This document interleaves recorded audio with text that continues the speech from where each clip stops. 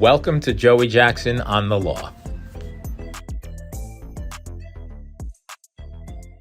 Welcome to Joey Jackson on the Law, where we are talking all things Epstein. You know what I'm talking about. That is the Epstein files. Who was he? Do I need to say who he was? He was that individual who had billions of dollars, who was abusing people day and night, was, of course, held accountable for that. But was he held accountable because he apparently committed suicide while in jail? Or did he commit suicide, or is he out there? That's something that you'll have to determine. For purposes of this particular episode, what I want to talk about are the survivors. Can't forget about the survivors because, in effect, that's why we're here. Because there are people who, at the time, were young girls who Jeffrey Epstein abused. And, of course, his enabler, Ghislaine Maxwell, was held accountable, had a trial of her own, was convicted, and is serving 2 decades in a federal prison, unless, of course, she gets a pardon. That, of course, is a story for another day. We do know she's talking to the feds. She has spoken to the feds, and that's what her wish is. Whether she gets it, we will find out. However, let us focus on the survivors and what are they doing? Well, I'll tell you what they're doing, besides, of course, being very concerned about the government and about the administration in power now and how they're handling this particular case. You remember the Epstein Transparency Act. The nature and purpose of that act that was passed by Congress was to ensure that all information regarding Epstein was made available to the public. Now, the issue is whether or not that information is being made available in the proper form and whether the administration is rolling it out as it should be rolled out. So let's start there. And by starting there, I should tell you that the survivors have filed a class action lawsuit. Now, we will delve deeper in the next episode about the specifics of the lawsuit, but let me give you the generalities of it. What's this lawsuit about? The lawsuit was filed against the Trump administration in addition to Google. Why? Because of the fact that there's this release of information, you might recall, wherein there was a deadline for the government to release information, and it was a drip, drip, drip, right? They first released one tranche of information, then another tranche of information, one in December 19th, then another a couple of weeks after, then another into January. Here's the big problem. The problem is in that release of information, they released a lot of personal information from the survivors. Yes, indeed, they did. Now, the survivors are concerned about that because it implicates their privacy rights. So approximately 100 of those survivors, and you know who I'm talking about when I say survivors, those are those people who are still here that survived Jeffrey Epstein's abuses. We know that he was actually abusing girls 14 years of age, some younger, in that ballpark. And so the survivors were concerned because the government released information. According to the law, the Department of Justice had a 30-day time frame in which to release information. That information was released again in a slow process, but the concern by the survivors is that their information was not redacted. What does redacted mean? Whenever you're releasing information to the public, certain information that is very sensitive has to be taken out. And the information regarding the survivors was not. Now, we know that a lot of information concerning survivors was put out into the public domain. We're talking about witness statements. We're talking about investigatory files. We're talking about interviews that were conducted by the FBI in terms of the Department of Justice, videos, photographs, court records and documents, text messages, emails. You understand what I'm saying. Now, that in and of itself would be fine because based on transparency, we certainly want to know what specifically these files contain. It's another matter, however, when you're releasing information that is a little different than that. What do you mean different? I mean, when you're releasing private information, names, date of births, social security numbers, addresses, that becomes an issue. And it becomes an issue because, of course, the allegation in this lawsuit, which is a federal lawsuit, which was filed in the Northern District of California, the controversy involves there's a consequence to releasing information like that. The victims are saying, the survivors are saying, same difference, victims, survivors, are saying that as a result of this information being put in the public domain, they're being harassed, they're being intimidated, they're being outed. People know who they are.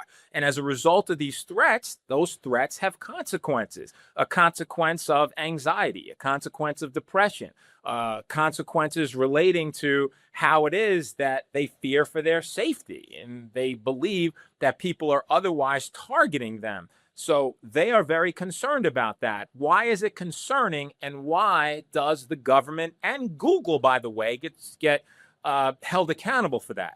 The reason that there's an accountability imperative here is because that is sensitive information that should have never been released to the public. And to the extent that it has been released, and to the extent that they are now outed, and the extent that they're having these concerns about being harassed by the public, they are pushing back. Now, what is the Department of Justice saying? Department of Justice is saying that we have more than, the 6 million pages, released 3 million pages. And as a result of releasing all those pages, of course, there are going to be limitations and shortfalls. We want it to be as transparent as we can. The victims are saying nonsense, right? I don't care about the fact, according to the victims, that you released 3 million pages or that you had 6 million pages to review. I care about the fact that you protected me, that you gave me privacy, that you did not allow the public to know specifically who we were. Now, why is it, according to the victims, that you outed us, the survivors say, but yet there were people who were co-conspirators in this particular enterprise who happened to be protected? That's right. The names of those people accused of abuses, or who were with Jeffrey Epstein, or who allegedly may have enabled Jeffrey Epstein, that information was redacted. But my information is not? What do you mean? And in terms of Google, what's their liability here? Well, Google having this information, there are two things. The Department of Justice has not done enough to curb Google in terms of telling Google to take it down. The Department of Justice recognized their error and they pulled back on it, but Google still has it out there.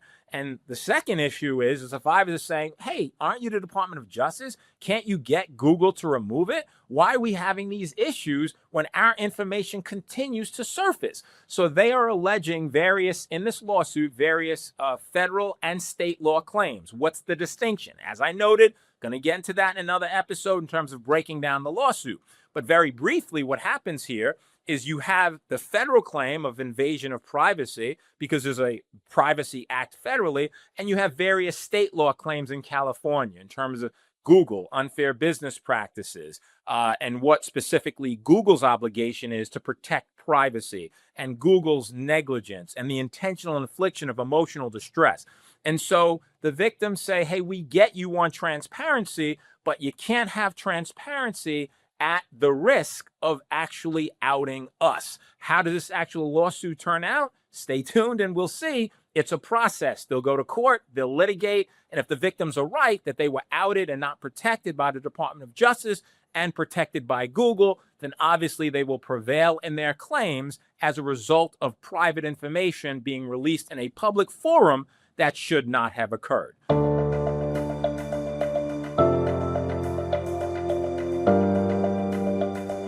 Hi, this is Joey Jackson on The Law, where we are talking all things Jeffrey Epstein. What about Jeffrey Epstein? You remember him? Jeffrey Epstein is the one who people want held accountable. He wasn't held accountable because he apparently committed suicide while he was awaiting his federal prosecution. Again, I'll say, is it suicide? Was it suicide? Or is Jeffrey Epstein still out there? Is there a cover-up? One never knows. However, that being said, there are a lot of people who wanted accountability in terms of him being prosecuted. That was not to be. However, Congress intervened and they passed a law to allow and entitle the general public to know what was going on. What was Jeffrey Epstein doing?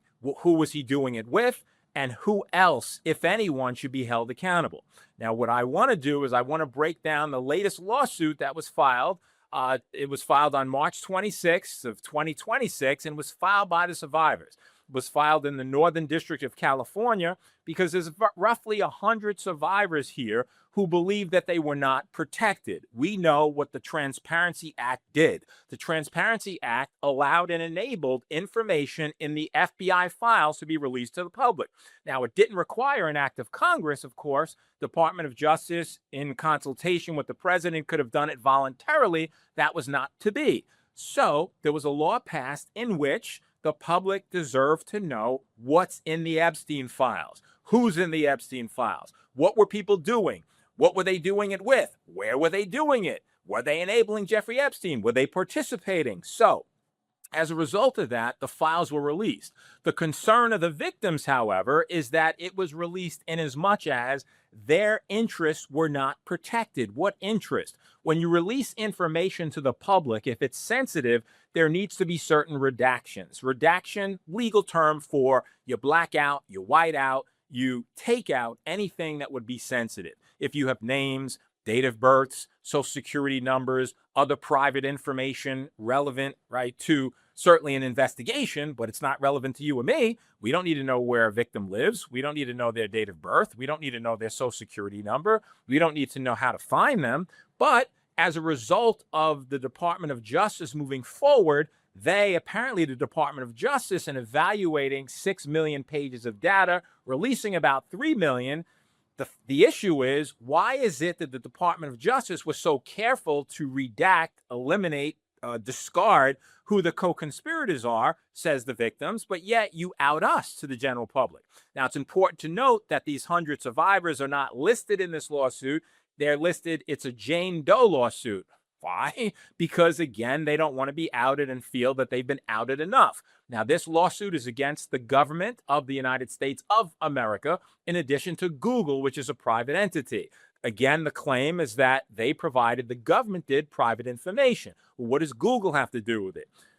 What Google has to do with it is that Google knew or had reason to know that the information was sensitive and should not have been out there. And Google not only put it out there, but refuses, according to the survivors, the victims, to take it down. And so the survivors are concerned that Google keeps propagating this information, knowing the information is unauthorized, knowing the information should not be in the public domain, but not doing enough to eliminate it from the public domain. What the survivors are also saying is that the Department of Justice has a role with respect to ensuring that Google cuts it out, that they retract the information. Now, the Department of Justice, to its credit, when they recognize and have admitted that they released information improperly, that there were redactions that they didn't make, that they outed the victims, they pulled it out of the public domain as best they can. But what good is that if Google keeps on going and going and going? Now, we know that there's a lot of information that's relevant to the victims, right? We've got these witness statements in terms of the victims. There's the investigation files and what the victim said. We have videos, there are photographs, there are court records, there's different text messages and phone records, and just general DOJ investigative files. Now, all that is fine, but to the extent that you out the victim, the lawsuit, which I'm breaking down now, talks about the consequences they endured. Number one, according to the plaintiff, to Jane Doe's survivors, victims, you're re-victimizing us. We're going through this trauma again. We're suffering trauma anew as a result of you putting information out there like that. We're suffering anxiety. We're suffering depression. We're suffering reputational damage. We're suffering invasion of our privacy. And we're spending time, money, effort, and energy trying to correct the Department of Justice's errors and issues in putting the information out there to begin with. And that, according to the victim, should not be. So what's the law predicated on, and what's the lawsuit predicated on? Well, number one, it has federal and state claims. What does it mean? It means that there's a actual federal statute, that's a law, that is the Privacy Act of 1974, that says that you cannot disclose private information without consent. The victim said, without consent? We didn't even know that you were going to do anything other than redact it, much less ask us whether it was okay with us. Of course, we would have said no. And so they're insisting that they, based on the damages they endured, that they be compensated for that. In addition, they want the information removed. Now, the government, again, to its credit, has taken steps to remove their error. However, Google continues to republish. And the survivors are saying that the Department of Justice is not doing enough in order to get Google to remove it. In fact, the victims are saying that it was at least deliberately indifferent, that is the government, or it's willful.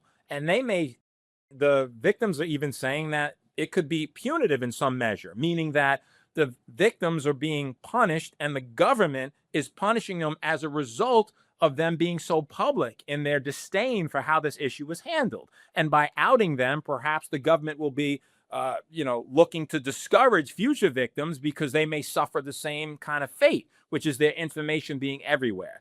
And so as a result of this willful type of activity, this intent that's being argued by the actual survivors in getting this information out, they are saying, the survivors, that that is no bueno. And as a result, you're either putting this information out there because you did it willfully, or you're doing it punitively, but it shouldn't be out there and you're not doing enough. Now, very briefly, the lawsuit contains a number of what we call causes of action. What that means in English, in a cause of action, it means specific identifiable laws that have been violated. And what they are saying is violated, we talked about the right to privacy in terms of the federal government in violating the law, in terms of Google, that they're engaging in unlawful business practices that are unfair, that they have an obligation, that is Google and the government, to protect sensitive information. They're not. That they're violating California's privacy laws because the state also has privacy laws.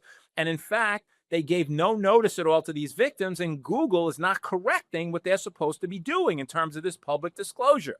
They're also alleging that is the victims that Google is negligent. That is, they fell below the reasonable standard of care that a person deserves when you're putting information in the public domain that is so sensitive. And finally, they're arguing, the victims, survivors are, that there's a negligent infliction of emotional distress. And to that point, could you imagine if information out there that is so sensitive is being released to the public, and the pushback from the public is you're being threatened, you're being intimidated, you're suffering depression, anxiety, frustration, and you just outed, what that could lead to. So they are seeking damages, that is the victims, right? What's called compensatory damages to compensate them for this loss. They're seeking punitive damages, which are designed to punish for actually putting this information out there. They're seeking attorney fees, and they're seeking a declaration that what happened here is wrong and was wrong. Where the lawsuit ends up, what ends up happening to it, everyone's entitled to due process, including the government and Google. It'll go through the regular channels, and ultimately we will see who prevails. You are watching Joey Jackson on the Law. Pleasure to be with you. May the law be with you. We will see you next time. Click like, follow me so that you can get the latest updates on Epstein. That is www.joeyjacksonlaw.com. Great day.